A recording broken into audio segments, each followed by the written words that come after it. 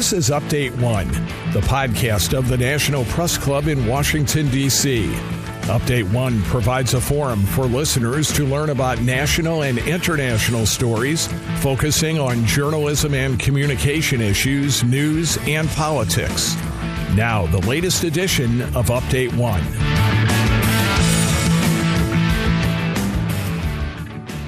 With the 2020 election campaign underway in earnest, on this edition of Update One, we talk with Larry Barrett, a veteran journalist who's covered campaigns and elections and the White House in a long career with Time magazine, and before that, the New York Herald Tribune.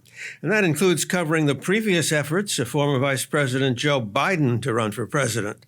I'm Irv Chapman, a longtime member of the National Press Club. Larry, we had 20-plus Democrats seeking the nomination this year. 4 years ago, there were some 17 Republicans. In previous election years, there were maybe one-third that number, sometimes referred to as the front runner and the seven dwarfs. We want to look back to the short-lived Biden campaign in 1988. But first, what do you think caused the recent candidate proliferation? No obvious front runner, so a lot of politicians figured they could take a crack at it, see what happens. Lightning could strike. And the fact that Trump has been perceived, at least, as vulnerable. Whether that holds out remains to be seen. But those two factors, no obvious front runner, Trump vulnerable. I guess there's a third factor as well, and that is it's much easier these days for an individual to have a few moments in the sun and perhaps enhance that person's future prospects, particularly if they're still on the younger side. For someone like Sanders, of course, this is the absolute last shot. Well, also the fact that they can make some headway on the internet and get a fan base going. Yes, and maybe raise money for other causes or promote themselves for cabinet positions should a Democrat win. Lots of motivations going on. You wrote when Biden threw his hat into the ring 3 decades ago that Biden's mouth is both his greatest asset and his greatest liability. You might have written that a few weeks ago when Biden boasted that he could team up with Dixiecrats when he had to. So is that an equally apt description then and now? I think a little less so now because his mouth is no longer that great an asset. Age has slowed him down in more ways than one, and even when he delivers a very effective speech, as he did the day that Trump went to El Paso and Dayton, he stumbled a little bit here and there. He had to correct himself parenthetically. How that will wear between now and Election Day next year, difficult to tell, but his mouth is he's no longer that eloquent. Well, Biden was back then in his youthful prime and looked like a potential winner, but he was done in by accusations of plagiarism. What was that about? That was the final blow, the Neil Kinnock plagiarism, Kinnock being a British politician. And the Dukakis campaign put out the so-called attack video comparing Kinnock's statements to statements in some of Biden's speeches in which he did not credit Kinnock, although he did in earlier speeches. But Biden was already having some difficulties. A number of us who covered that campaign and a couple of the authors who wrote books about it later said that Biden did not quite figure out why he was running. Now, that wasn't as stark, say, as Ted Kennedy when he challenged Jimmy Carter in 1980, being unable to answer Roger Mudd's question about why are you running. But Biden seemed to be running more because he was Biden, youthful, vigorous. And Gary Hart had already imploded because of the Donald Rice scandal. But he did not find a good rationale for himself, for his candidacy. Today, that's dramatically different. Unlike, say, Sanders or Elizabeth Warren, who have their causes, income inequality, Medicare for all, Biden puts himself forward as the one best suited to defeat Trump. And in saying that this is a battle for the soul of the nation, which he did again when he gave a good speech the day that Trump was visiting Dayton and El Paso, he is much more focused on his role in the present drama. Well, what seemed to be his principal strengths as a candidate back then and now? And he seems to be, more than the others, attacking Trump directly. Yes, more than some of the others, although he holds back, you notice, from directly calling Trump a racist, whereas Booker and a couple of the others are doing so. This is another one, I think, of Biden's potential strength in a general election. In an interview he gave shortly after the shootings in El Paso and Dayton, he came out for a variety of common sense gun control measures, but he kept emphasizing he wants reasonable measures, reasonable and possibly achievable, whereas several of his competitors, talking about licensing all guns universally and other potential measures, gun control measures, seem to be unreasonable. So after a period when we've had a president surrounded by turmoil and severe controversy, I think Biden positions himself as the calming influence, as someone who can restore civility to some extent, and that may be his strongest card going forward. You mentioned Senator Gary Hart, who was forced from the race when he was caught, as you said, vacationing with a woman, not his wife. That didn't used to be a disqualification, and it didn't seem to be one in 2016. Is Trump going to be hurt by what's come out even since 2016 about him and women? I think he won't be hurt with his base. That word keeps on coming up. White evangelicals who have supported Trump appear to be separating the sin from the sinner. And because of his Supreme Court appointments and other federal court appointments, they seem to forgive him for that. Where that does hurt him is among middle-of-the-road people, particularly women, particularly educated women. And if the Democrats start to drum back on Stormy Daniels and that sort of thing, that could keep Trump from making any progress at all in the famous suburbs that could be very important in the general election. The Republican candidate back in 1988 was George H.W. Bush, who would succeed the ultra-popular Ronald Reagan. Bush was not above adopting Richard Nixon's so-called Southern strategy, law and order, tough on crime, with a television commercial focused on an African-American criminal. We seem to be going down that path full steam ahead in 2019. Much more so now, I think, than then.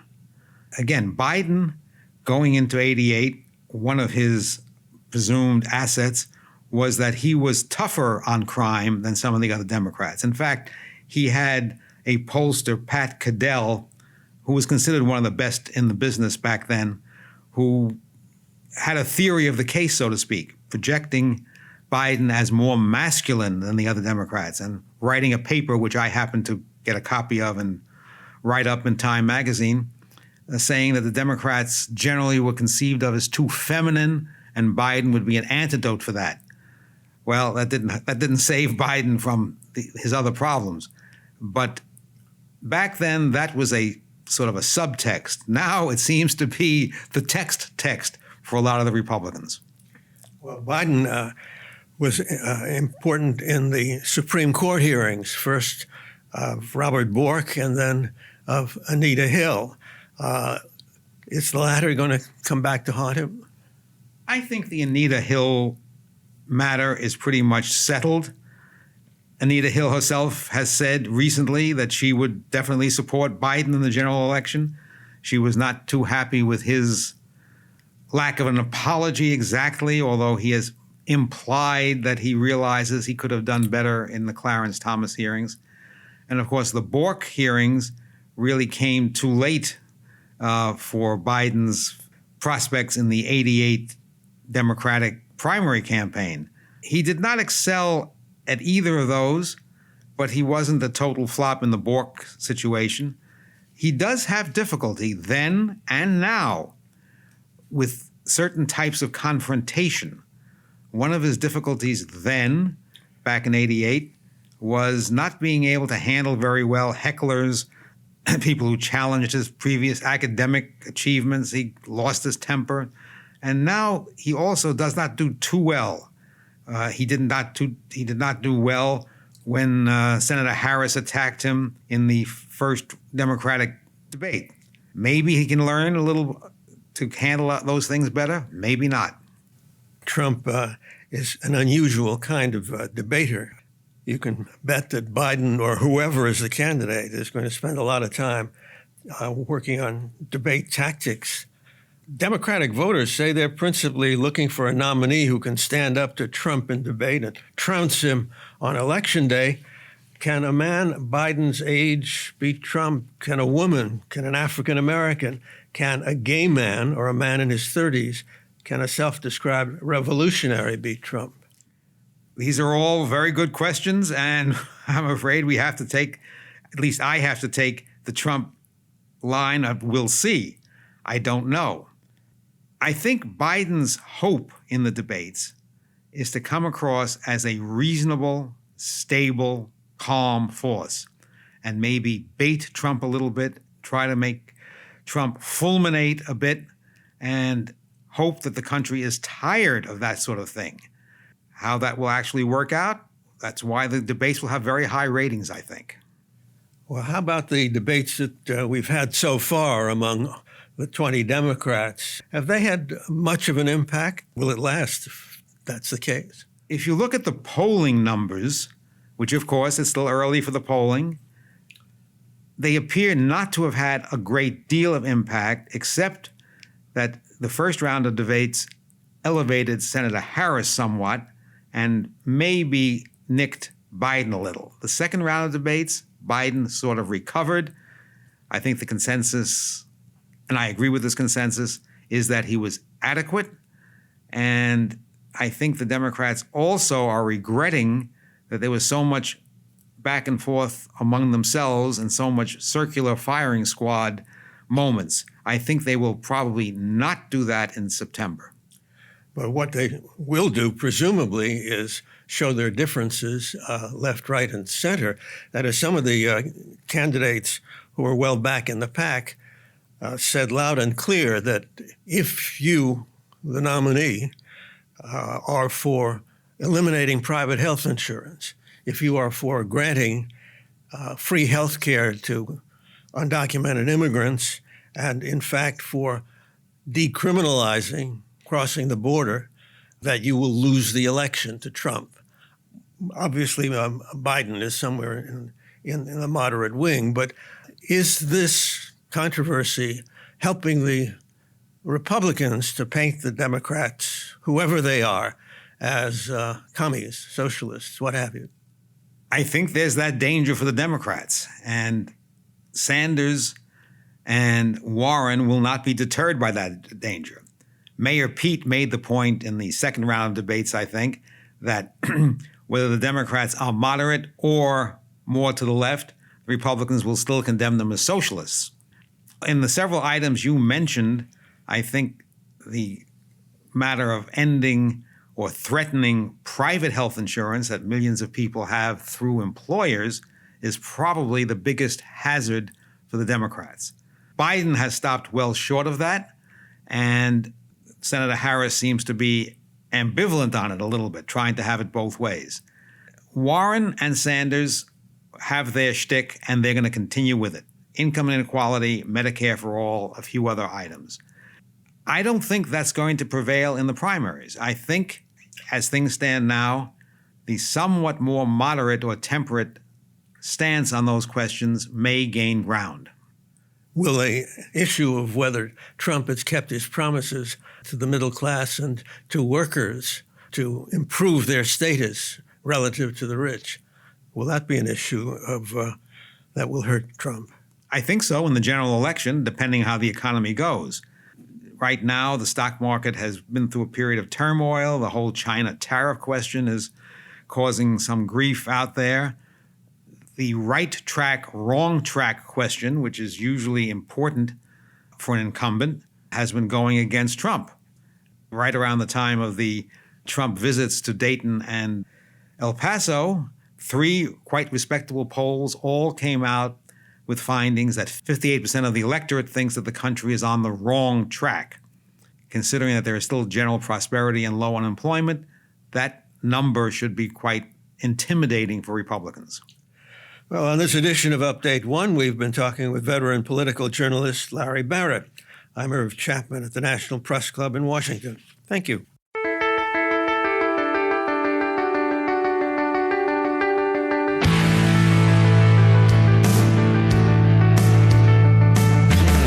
Update One is a production of the National Press Club's Broadcast Podcast Committee. You can comment on this podcast or any episode of Update One by sending an email to update1podcast. That's update, the number 1 podcast @gmail.com. Thanks for listening to Update One.